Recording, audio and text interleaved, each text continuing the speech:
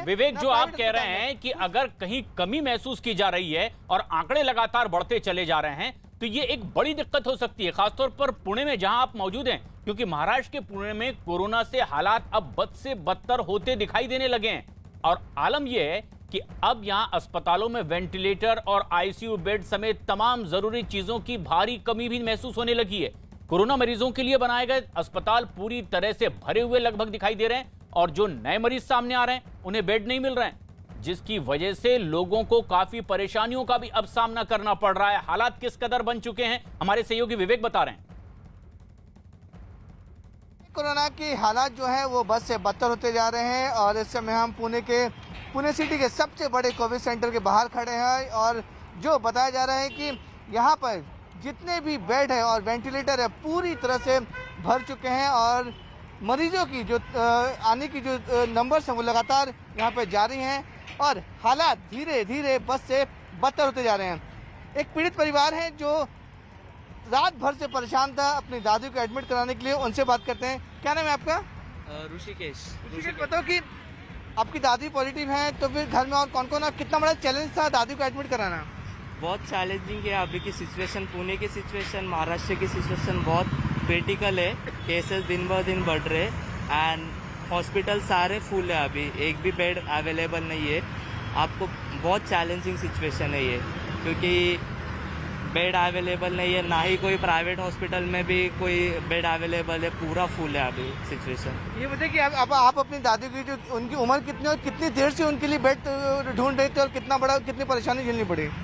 दादी की उम्र अभी 74 है और मैं रात से उनका जब ऑक्सीजन लेवल कम हुआ रात को 12 बजे, उनका ऑक्सीजन लेवल कुछ तो 83 हुआ था। उसके बाद से मैं सर्च कर रहा हूँ एंड अभी मुझे एक बेड मिल गया।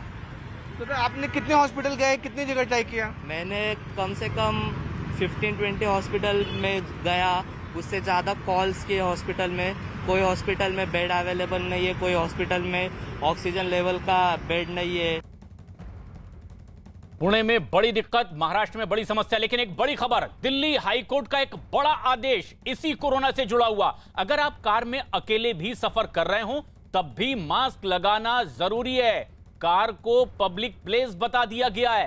पहले दलीलें लोगों की ओर से यह दी गई थी कि अगर हम कार में अकेले हैं तो हम पब्लिक प्लेस में नहीं है, लेकिन अब कोर्ट ने यह आदेश दे दिया है कि कार में अकेले सफर करने पर भी आपको मास्क लगाना ही पड़ेगा, क्योंकि मास्क ही इस समय सबसे बड़ा हथियार है कोरोना से इस लड़ाई में।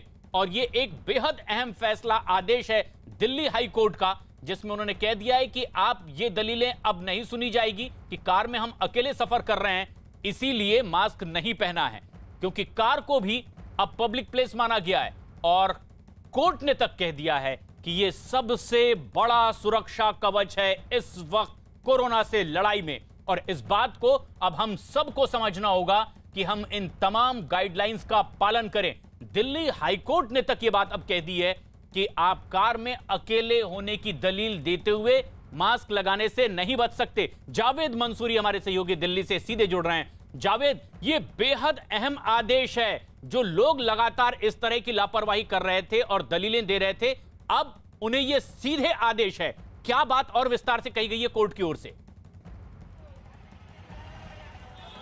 देखिए, हम सड़कों पर देखते थे कि आमतौर पर कार में एक शख्स अकेला होता था, बिना मास्क के वो पहनता था, लेकिन जो हाईकोर्ट का आदेश आया मैं आपको पढ़कर बता देता हूं, जो पूरी तरह से कार को एक पब्लिक प्लेस माना है और अगर कार में आप अकेले भी बैठे हैं तो भी आपको मास्क लगाना होगा। इसको चैलेंज किया था। हाईकोर्ट ने कहा है कि कोरोना वायरस के प्रसार को रोकने के लिए मास्क एक सुरक्षा कवच है, जिसको लगातार बार बार कहा जा रहा है कि आप मास्क पहनिए, उसको सुरक्षा कवच कोर्ट ने माना है। तो फिलहाल ये बड़ा आदेश आया है कि जो कार में अकेले लोग हैं उनको भी अब मास्क पहनना होगा। तो बड़ी खबर है। हम देखते थे कि जब जिला प्रशासन की टीम चालान करती थी तो लोग उलझते थे, लेकिन अब ये साफ हो गया है बिल्कुल। अब ये आसानी भी हो गई है कि अगर आप कार में एक हैं या एक से ज्यादा हैं तो सभी को मास्क पहनना जरूरी होगा। और जावेद, ये बड़ी बात कही गई है कोर्ट की ओर से, जो बात कही गई है वो ये भी कि अगर आपके घर में बुजुर्ग मौजूद हैं तो आप तब भी लापरवाही ना बरतें, मास्क तब भी लगाएं, क्योंकि हर तरह से संवेदनशील होने की जरूरत है। लेकिन एक बड़ी खबर, मध्य प्रदेश में भी कोरोना के आंकड़े अब लगातार बढ़